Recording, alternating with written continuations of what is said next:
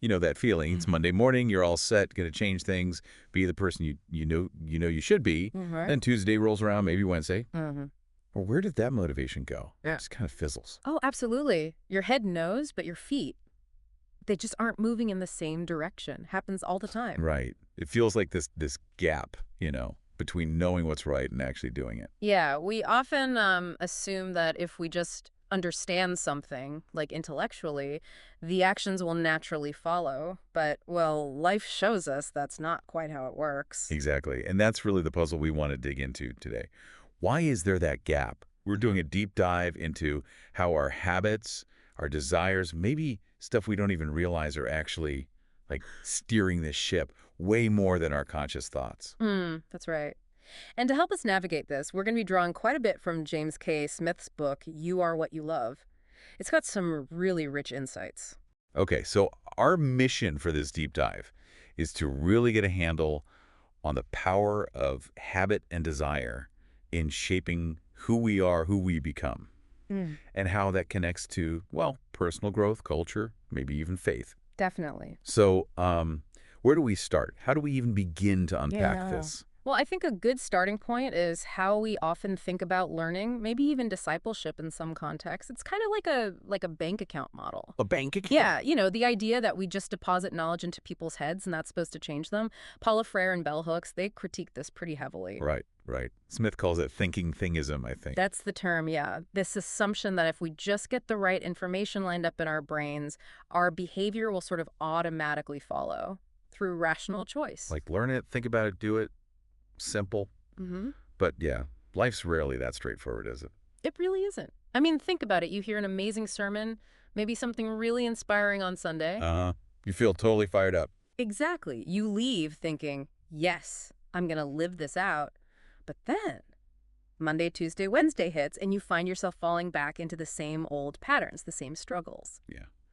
The knowledge didn't just magically rewire your whole life. Precisely. It didn't translate automatically into a new way of being. It kind of reminds me of that saying from Alcoholics Anonymous, your best thinking got you here. Oof, yeah, that's powerful. It's this really blunt acknowledgement that, sometimes our intellect, our best rational efforts just aren't enough to break free from these really ingrained patterns. See, that's a key point Smith makes, drawing on folks like Augustine. We aren't just like thinking machines or empty jars waiting for facts. We're dynamic. We're fundamentally oriented towards something. Towards something, like a goal. Exactly. A goal, an aim, the philosophers called it a telos.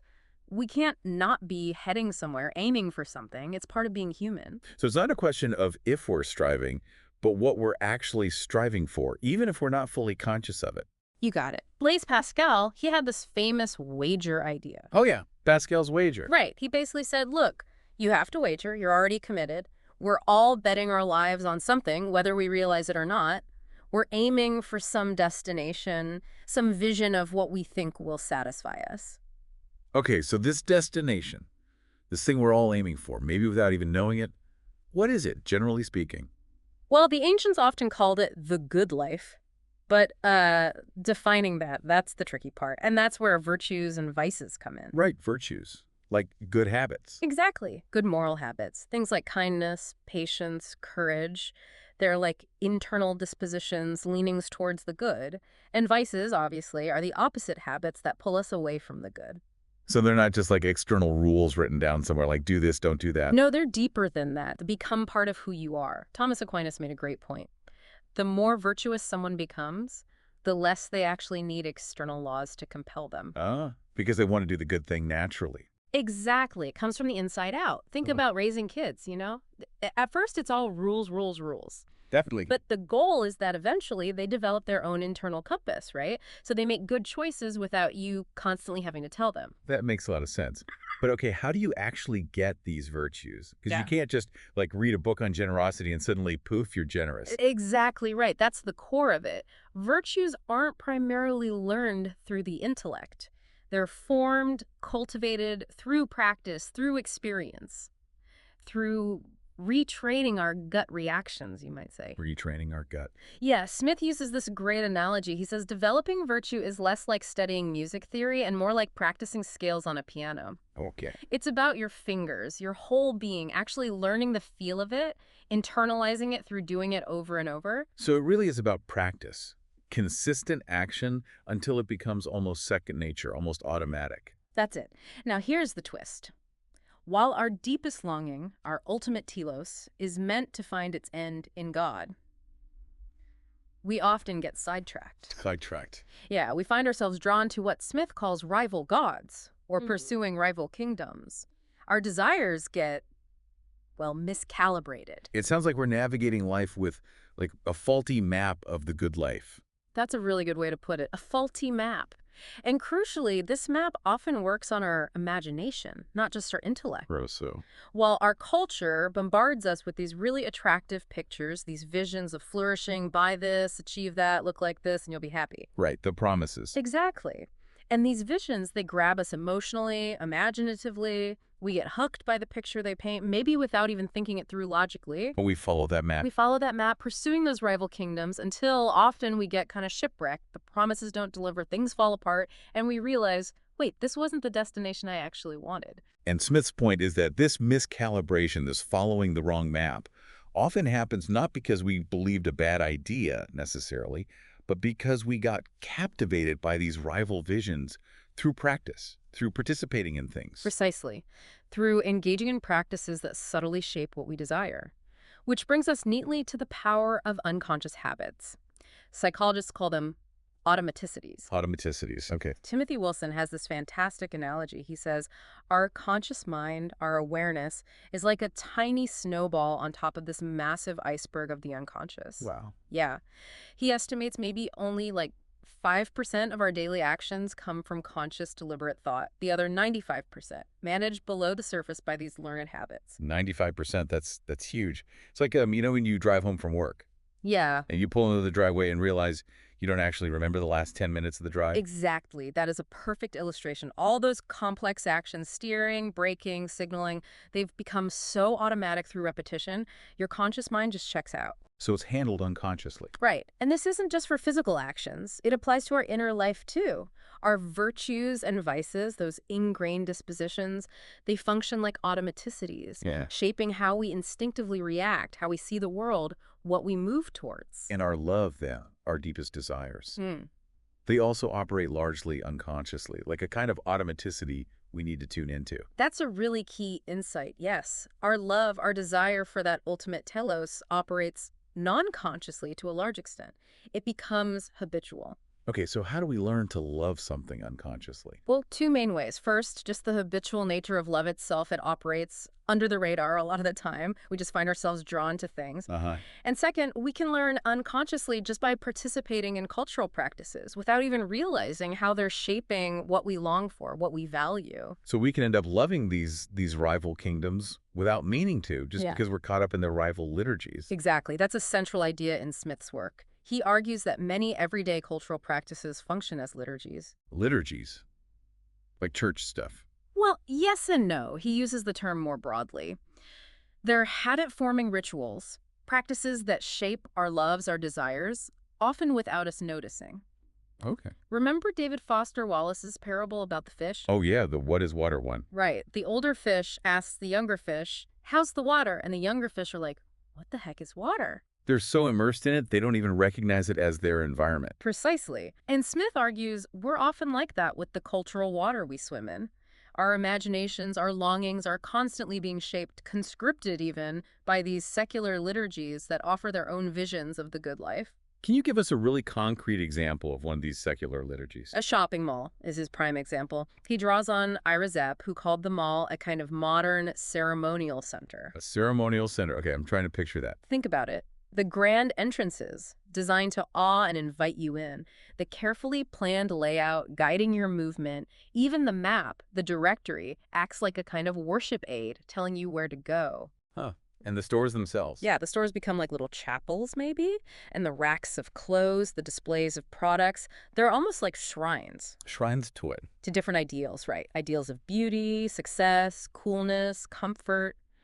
all embodied in the mannequins, the perfectly arranged products. Hmm. These are the icons presenting tangible images of a certain kind of good life. Wow. Okay. And the act of shopping itself, browsing, looking through the racks. That becomes a kind of ritual searching, doesn't it? A seeking. And Mhm. then the climax, Yeah. the checkout counter. Smith calls it the altar. The altar. Yeah, where the transaction happens, you offer sacrifice your money, and you receive the relics, the goods that promise a piece of that good life you desire. And you walk out with your bags feeling What? a little rush. Maybe a temporary rush, yeah, a fleeting sense of fulfillment. But the mall's liturgy, fundamentally, is a liturgy of consumption. Right. It's never enough. Never. That initial thrill fades fast. It trains us in a cycle. Desire, acquire, discard, desire more. What's the hot new thing today is old news tomorrow. So the mall isn't just neutral space. It's actively teaching us, shaping our desires towards acquiring stuff, often leaving us feeling empty in the long run. Exactly. It forms us into consumers. Yeah. So, to counteract that, Smith says we need to tune into our deep inherent spiritual hunger and thirst. That sense that there must be more. Yes, it's all through scripture. Mm. Right. Isaiah calling out, "Come, all you who are thirsty." Jesus saying, "I am the bread of life." Augustine's famous line, "Our heart is restless until it rests in you." Right. Smith puts a slightly more visceral spin on it. "You have made us for yourself, and our gut will rumble until we feed on you." Uh-huh, yeah. So how do we feed that hunger properly? How Yeah. do we retrain those desires? Well, just like changing eating habits, Smith hilariously shares his own struggle, reading Wendell Berry about good food while munching Costco hot dogs. Been there. Haha, right. Just knowing processed food is bad isn't enough to stop craving it sometimes. Retraining our spiritual appetites also requires new practices, new routines, what he calls counter-formative practices. So intellectual agreement isn't enough. We need different habits. Exactly. We need practices that start to reshape what we actually want, what our gut craves. And this is where the church comes in, crucially. Okay. John Calvin had this image of the church as a gymnasium, a training ground for the soul. Spiritual gym. I like that. Yeah. So sanctification, becoming more Christ-like, closing that gap between knowing and doing. It's not just about learning more theology, it's about changing our wants. And that happens through submitting ourselves to the disciplines, the practices found within the community of faith, the body of Christ. It makes me think of that parable. The guy stuck in the flood. Oh, yeah, yeah. He's praying for God to save him. And a canoe comes by, he says, "No, God will save me." Then a boat, same thing. Then a helicopter. Right. And he drowns, gets to heaven, and asks God, "Why didn't you save me?" And God says, "I sent you a canoe, a boat, and a helicopter." Uh-huh. So the point is, God often works through ordinary, tangible means.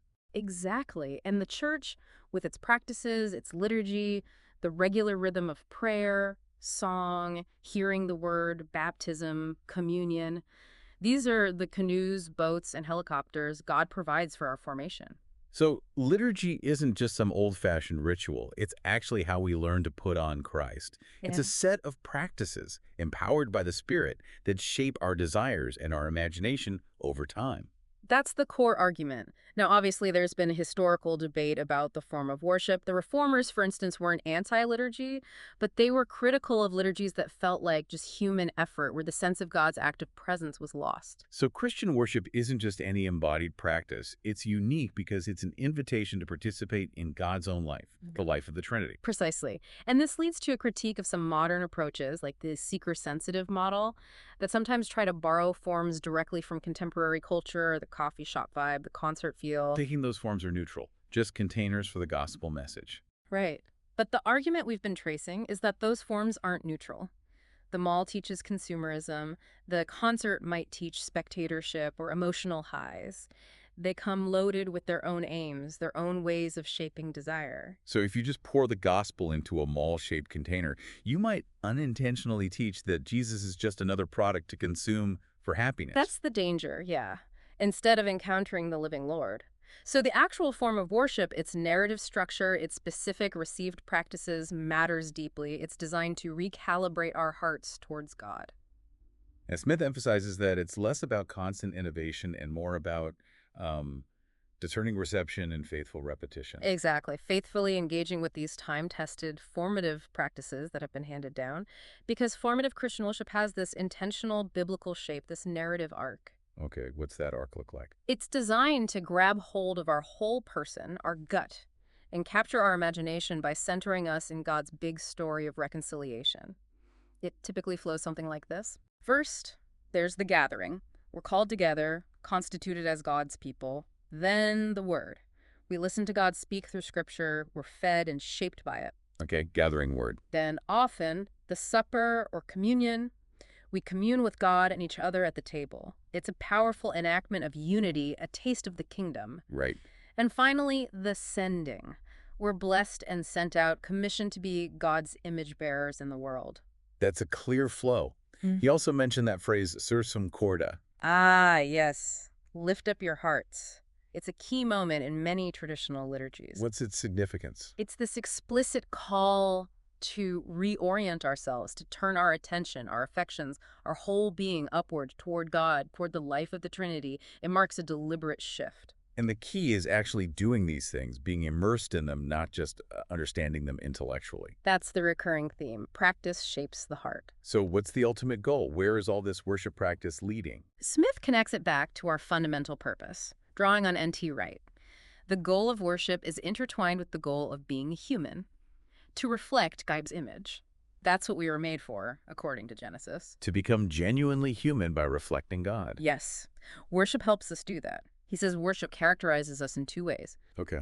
First, it makes us characters in God's story. We learn our role, our lines, if you will, as God's people in the drama of redemption. Ah, situates us in the narrative. Exactly. And second, it instills Christ-like character within us. It helps us put on love, as Paul says. It forms our virtues. But again, learning to love God and neighbor takes practice, embodied practice within that gospel story and acted in worship. Okay, let's get really practical. He talks about specific practices like confession. Some churches shy away from that. Yeah, he challenges that aversion. He suggests confession actually meets a deep human need for catharsis, for honesty, for release. Even secular culture is full of confession narratives, talk shows, reality TV. True. We seem drawn to it. There's a need to name our failures and find a way back. And what about the kiss of peace? Right, passing the peace. It seems simple, but it's a profoundly embodied act of reconciliation. It makes unity tangible, visible, felt. It breaks down barriers. And baptism. How does that fit the formative picture? Baptism isn't just symbolic, it does something. It marks us, incorporates us into a new reality, a new citizenship in God's kingdom. Alexander Schmemann said it makes the church our first family, relativizing even our biological ties. Wow, that's radical. It reshapes your whole understanding of belonging. It really does. And he contrasts that communal vision with how we often view marriage. How so? Well, the dominant cultural script is very individualistic, very focused on romantic fulfillment, the couple's private world. Finding the one. Right. But he looks at, say, the Orthodox wedding rite. The focus isn't primarily on the couple's feelings for each other or personalized vows. It's on God, on inviting the Trinity into their union, on their role within God's larger story. It's less about them and more about God working through them. In a way, yes. It frames their marriage within their primary baptismal identity. He shares a story about Christopher and Jennifer Katzor realizing, through this lens, that children weren't a drain on their personal fulfillment, but a gift, part of their participation in God's creative work. It flips the script on that individualistic view. Okay, so this formative power, it obviously applies hugely to parenting and education too. We want to protect our kids, but he cautions against just focusing on, intellectual armor. Exactly. Don't just treat them as thinking things, needing the right information shields.